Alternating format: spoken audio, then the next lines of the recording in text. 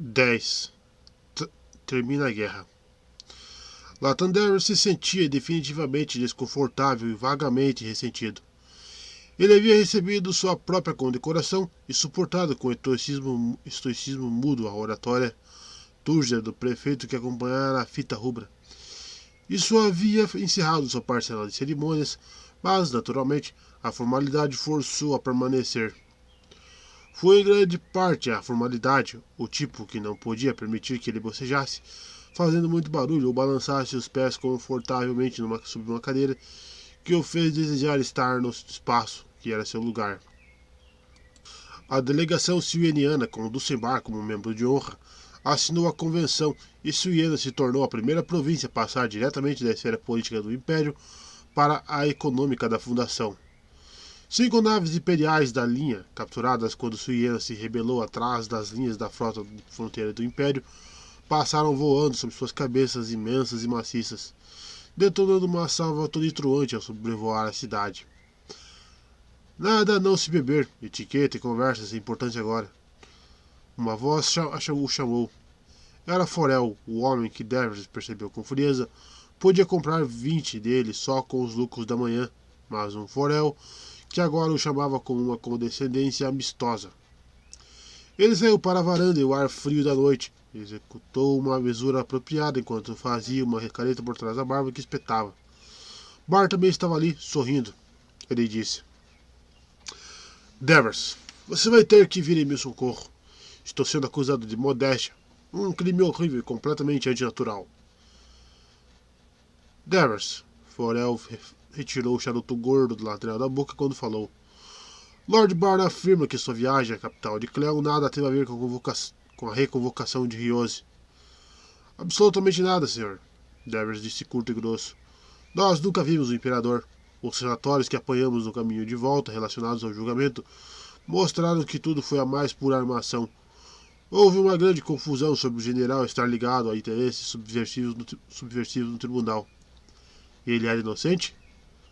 Riose? Barr interrompeu. Sim, pela galáxia, sim. Broderick era um traidor por princípio, mas nunca foi culpado das acusações específicas levantadas contra ele. Aquilo foi uma farsa judicial, mas uma farsa necessária, previsível, inevitável.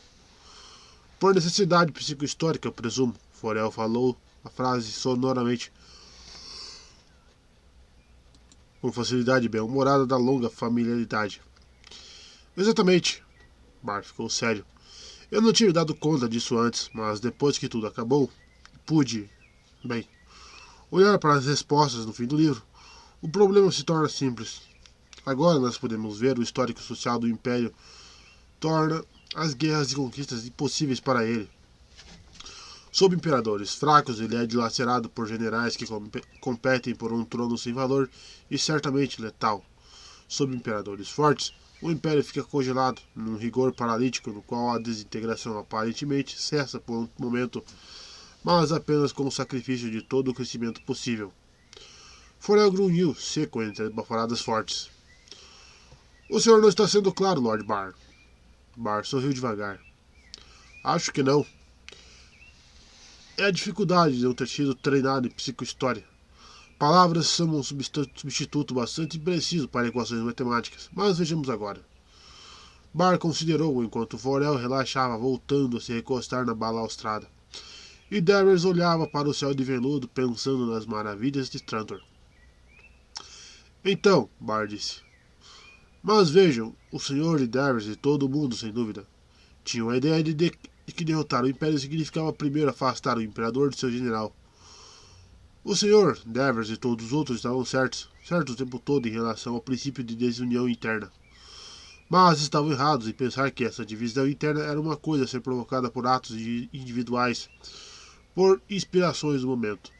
Vocês tentaram subornos e mentiras, apelaram para a ambição e para o medo, mas não conseguiram nada apesar de todo o esforço. Na verdade, as aparências ficavam piores após cada tentativa.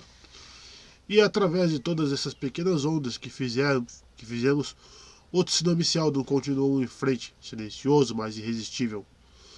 Dulcembar se virou, olhou para a balaustrada, para as luzes de uma cidade que celebrava. Ele disse, Havia uma mão morta nos empurrando a todos. O poderoso general e o grande imperador, meu mundo e o seu mundo. A mão morta de Harry Seldon. Ele sabia que um homem como Ryose teria de fracassar, já que fosse o sucesso que provocou o fracasso. E quanto maior o sucesso, mais certo o fracasso. Não posso dizer que o senhor esteja sendo mais claro, Forel disse seco. Um momento, Bar continuou. Veja a situação. Um general fraco jamais poderia ter nos ameaçado, obviamente. Um general forte, durante o reinado de um imperador fraco, também nunca teria nos colocado em perigo, pois ele teria voltado seus exércitos na direção de um alvo muito mais frutífero. Os acontecimentos mostram que 3/4 dos imperadores dos últimos 2 séculos tinham sido generais rebeldes e vice-reis rebeldes antes de serem imperadores.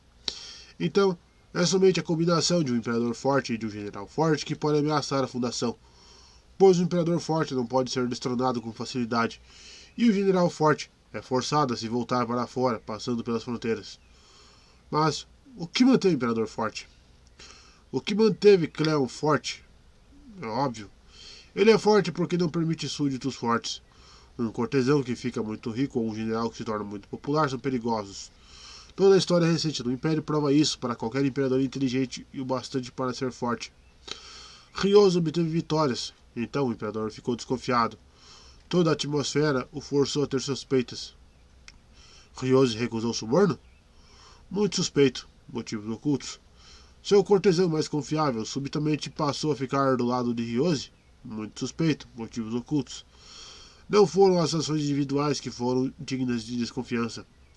Qualquer outra coisa teria servido, e é por isso que nossos planos individuais foram desnecessários e um tanto fúteis. Foi o sucesso de Ryose que o tornou suspeito. Então ele foi chamado de volta e acusado, condenado, assassinado. A fundação vence novamente. Escute, é uma combinação concebível de acontecimentos que não resulte na vitória da fundação. É inevitável. O que quer que Ryose fizesse, o que quer que nós fizéssemos. O magnata da fundação assentiu de maneira ponderada. E daí?